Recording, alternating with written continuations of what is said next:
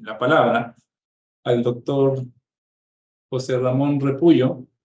Él es profesor emérito del Instituto Nacional Carlos III de España, y él nos va a estar hablando del tema, en cuanto a la atención primaria, del tema de la gestión en salud, de algunos puntos esenciales o básicos o directrices esenciales que nos ayudan a poder ejercer o operar una atención primaria de la manera más efectiva que se pueda tener. Doctor José Ramón, un gusto tenerlo y buena tarde por allá, y lo estamos escuchando. Adelante. Muchas gracias. No sé si se escucha mi intervención. Adelante, sí, se escucha. Bien, me alegro profundamente estar aquí con ustedes para hablar de este tema que tiene que ver con un aspecto quizás más práctico, aplicado, de lo que es la atención primaria en un contexto de organización de sistemas de salud y obviamente desde la experiencia del caso español, que es nuestro punto de referencia. Estoy compartiendo pantalla la presentación. ¿Me pueden confirmar que se ve? Sí, se escucha bien, doctor. Bien, pues vamos a avanzar. Entonces, el primer comentario que tiene que ver es, al hablar de este tema, pues vamos a recorrer algunas ideas básicas, narrar en cierta manera la perspectiva española con sus luces y sus sombras, para aterrizar en clave de una serie de temas donde vamos a lanzar una serie de preguntas abiertas que nos pueden ayudar a situar la polémica o el debate más allá de la experiencia concreta de España. Vamos allá. Primer problema en los enfoques de atención primaria de salud. Obviamente nos encontramos distintas posibilidades. En realidad en España hemos trabajado más desde la perspectiva de la atención primaria como un nivel de atención de un sistema de servicios de salud.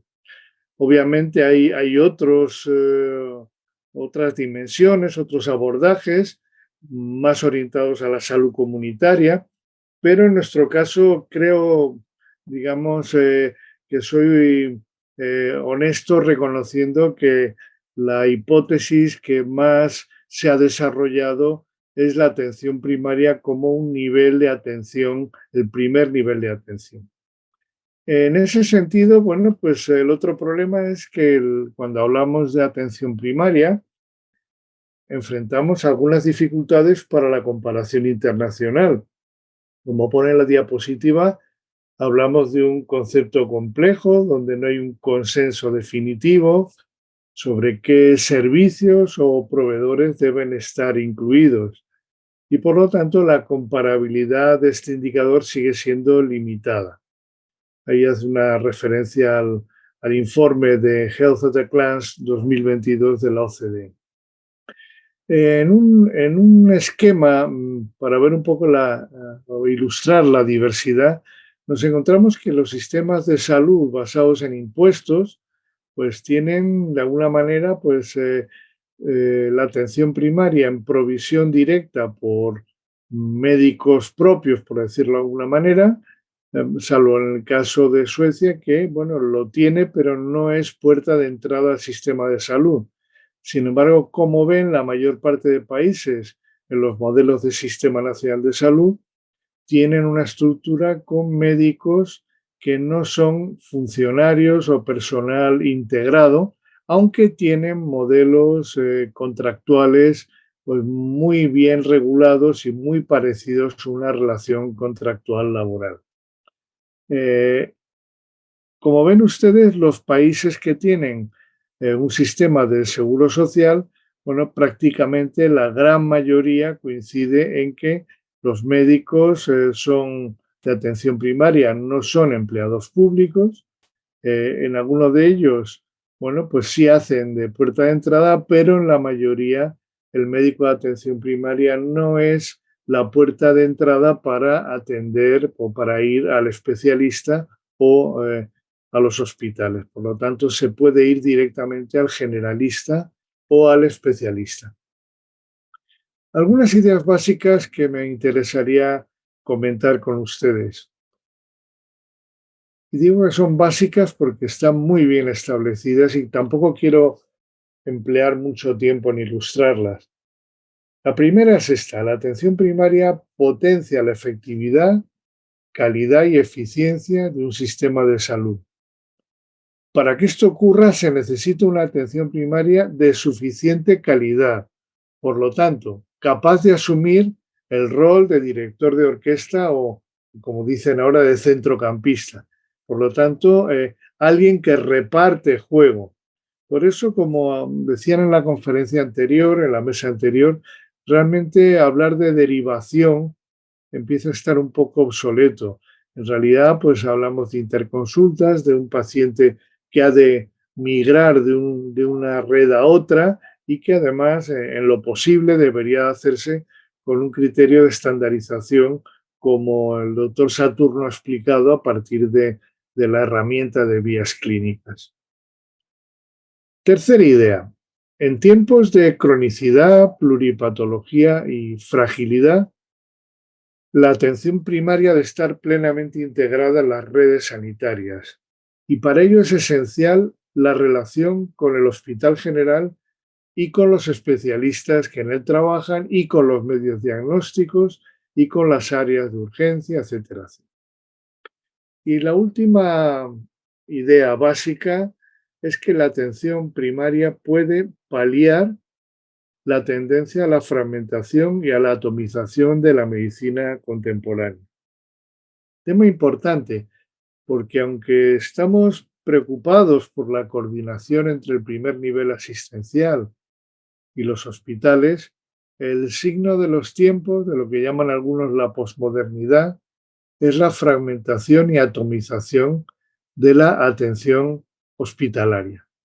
Tienen aquí tres viñetas que yo creo que pueden aclarar este problema que realmente empieza a preocupar mucho. Miren, en la primera viñeta tenemos esta relación médico-paciente que entabla el paciente con el médico, normalmente el generalista, y la atención primaria. Detrás de él tiene un arsenal de instrumentos diagnósticos, terapéuticos y de cuidados, y también tiene otros compañeros, por ejemplo, especialistas, que pueden actuar como interconsultores para la resolución de problemas.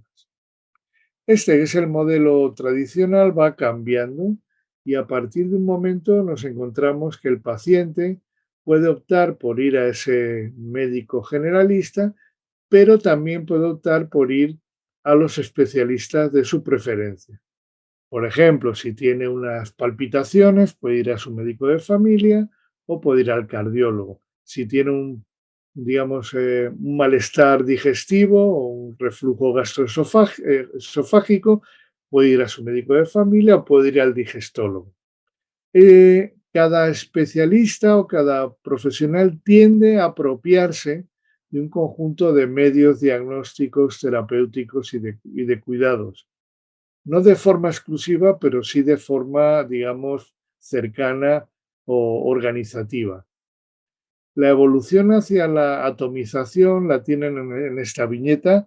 El paciente se siente atraído, pero no tanto por los profesionales, sino por la tecnología, procedimientos o, digamos, instrumentación que ya se canaliza hacia el paciente a través de un marketing activo. Por lo tanto, aquí nos encontramos que la relación médico-paciente se va deteriorando, el proceso asistencial se fragmenta y, por lo tanto, los costes de coordinación del sistema sanitario se disparan. Pasemos a la perspectiva española, sobre la cual voy a hacer algún comentario. Miren, nuestra reforma se inició en el año 1982 con un Real Decreto de Estructuras Básicas de Salud, que es el documento que reforma la atención primaria.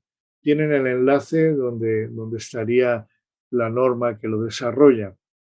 Ese proceso, curiosamente, se produjo 4 años antes que la Ley General de Sanidad del 86, que en el fondo vino a reformar ese giro del sistema de salud español hacia la atención primaria y hacia un modelo con una atención primaria reformada, lo cual trajo un proceso de renovación profunda y radical de las instalaciones y del personal.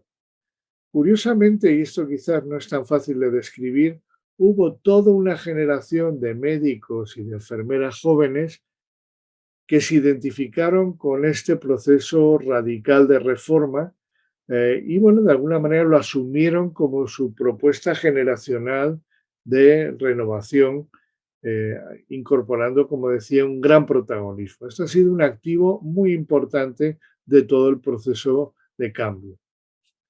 Veamos algunas luces y también luego algunas sombras. El primer evento a destacar es la creación de la especialidad de medicina familiar y comunitaria en 1978 y en cierta manera conectada con la conferencia de Almatá. Esta especialidad contribuyó decisivamente a crear el capital humano esencial para iniciar y consolidar la reforma. Tienen aquí dos enlaces, el programa actualizado, recién actualizado de la especialidad, y también una especialidad creada algo después, que es la de la enfermería familiar y comunitaria. Pongo aquí, digamos, una página de la revista de Atención Primaria y distintas revistas, pero fundamentalmente lo que quiero decir es que esta reforma creó la medicina de atención primaria con un cambio enorme en el desarrollo de una comunidad científica y profesional que publicaba, que investigaba, que se relacionaba, y las tres sociedades científicas de atención primaria han sido el elemento básico de coordinación de toda esta generación profesional. Otro componente es el trabajo en equipo, la constitución de equipos de atención primaria. Médicos, enfermeras, también administrativos, personal de apoyo, algunos servicios de apoyo a la atención primaria, bucodental, fisioterapia, salud mental y también el apoyo del Hospital General para interconsultas, derivaciones, el programa de cronicidad, etcétera. La cartera de servicios que está aquí eh, referenciada por un enlace les puede ayudar a entender que la atención primaria española ha tenido una amplitud importante en su capacidad tecnológica de utilización de recursos y también de resolución.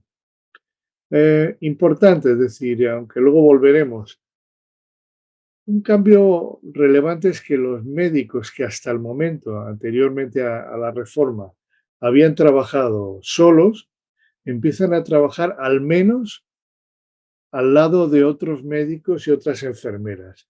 Ese es un poco el cambio fundamental que se produce en los centros de salud.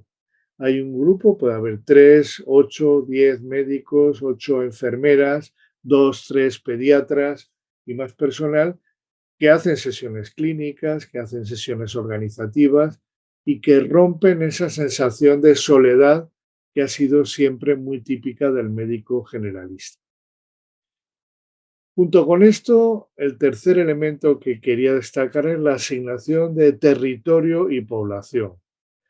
Se crea, digamos, la zona básica de salud, que es donde actúa la atención primaria. Evidentemente, los límites son amplios, 5.000, 25.000 habitantes. Hablamos de lugares donde trabajan 3, 4, 5 médicos o 10, 12 médicos. En zonas con población rural muy dispersa, obviamente se tiene que bajar el ratio, pero también en el centro de las grandes ciudades, donde hay enormes acumulaciones de personal, se construyen centros de salud y equipos para un número mayor.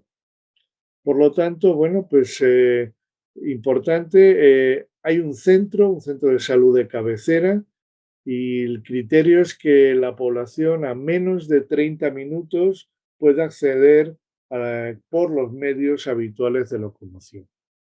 Esa sería la base así de sencilla con la cual las 17 regiones, las 17 comunidades autónomas, empezaron a desarrollar un enorme proceso de planificación, desarrollo y crecimiento, creación de la red.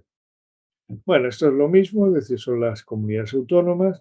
En España decimos que tenemos dos niveles asistenciales, la atención primaria y la atención especializada. Últimamente le estamos llamando atención hospitalaria.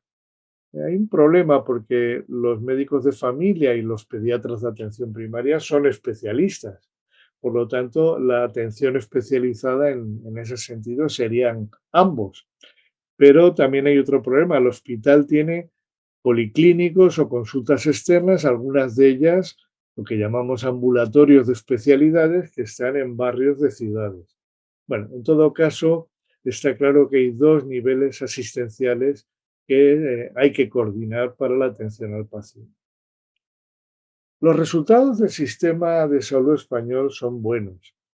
Aquí tenemos en la atención primaria, bueno, pues que está muy bien posicionada en la tasa de hospitalizaciones evitables por cada 100.000 habitantes, es decir, que de alguna manera retiene mucha población sin tener que derivarla o de alguna manera sin presenciar que la población se escapa al hospital. Hay aspectos, bueno, esto es un poco reiterativo, que son aspectos importantes de la reforma de la atención primaria, no les canso, pero como resultado del sistema español, bueno, pues en este momento estamos en el nivel más alto de esperanza de vida en Europa. Alguno puede decir que, bueno, que no necesariamente son los servicios de salud o el sistema de salud, pero si miramos indicadores mucho más específicos, como la mortalidad prevenible o la mortalidad tratable, vemos que el sistema de salud español es bastante efectivo a la hora de cumplir sus cometidos. También otro indicador que se suele utilizar en la encuesta europea de salud es, bueno, pues las necesidades insatisfechas de asistencia médica que de alguna manera, bueno, reporta a la población.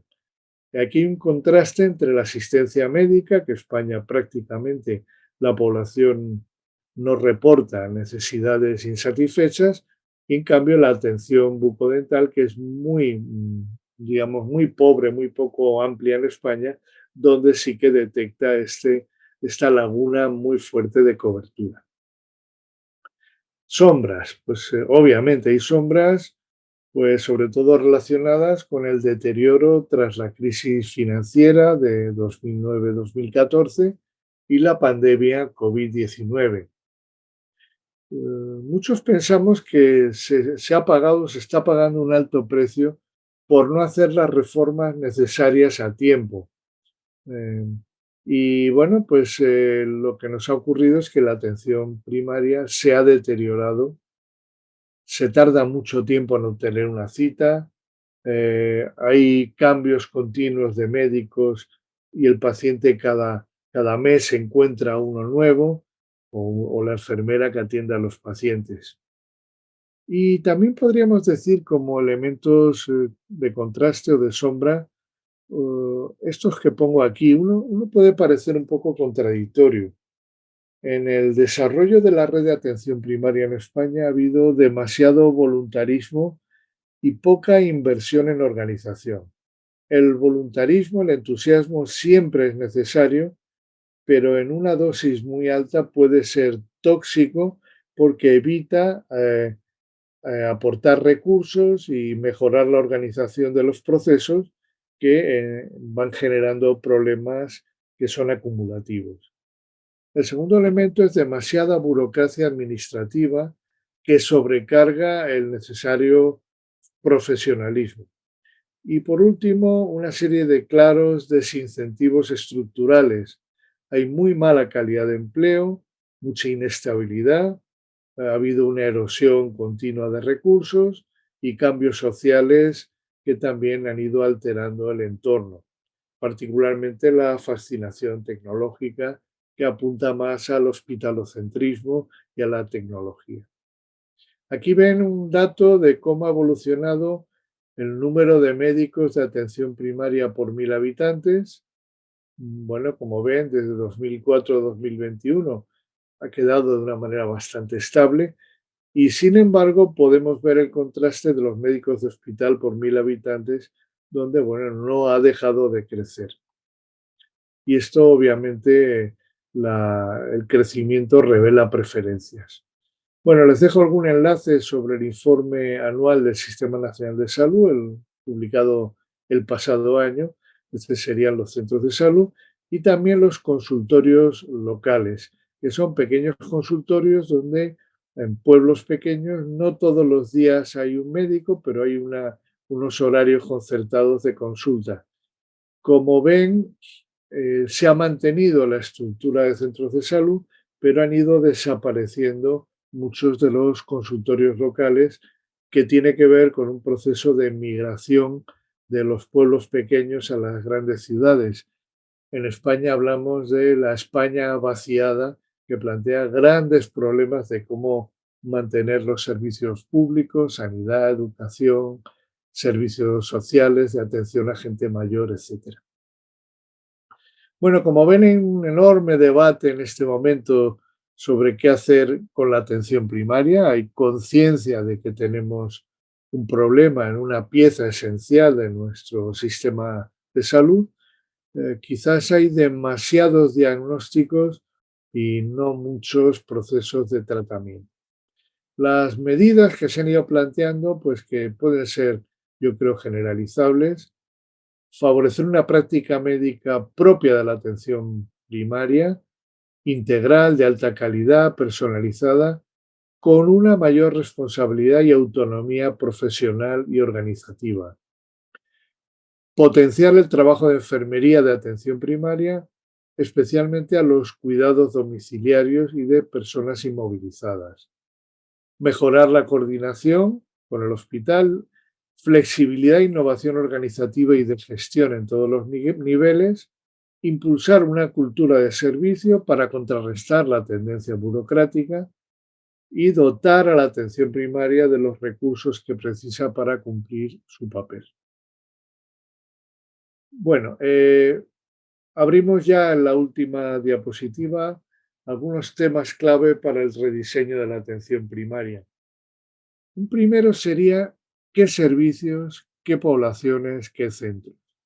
En realidad, la atención primaria provee de capilaridad al sistema de salud para llegar a todos los lugares, pero como primer nivel asistencial no puede tener la misma configuración en un lugar remoto y con muy poca densidad de población que en un suburbio de una gran ciudad. Por lo tanto, aquí tenemos una reflexión que nos invita a adaptarnos, pero siempre manteniendo en lo posible el concepto de equipo. El tamaño importa y los médicos o las enfermeras solitarios en un lugar remoto no acaban adaptándose y, bueno, acaban migrando y cambiando cada poco. Máxime cuando esos servicios en muchos lugares se canalizan como un lugar donde van los licenciados en medicina, los egresados, para hacer un año o dos de servicios sociales. Es muy difícil levantar la atención primaria rural si no hay manera de crear equipos que, bueno, mantengan una cierta continuidad. Competencia clínica y comunitaria. Hay que crearla y hay que mantenerla.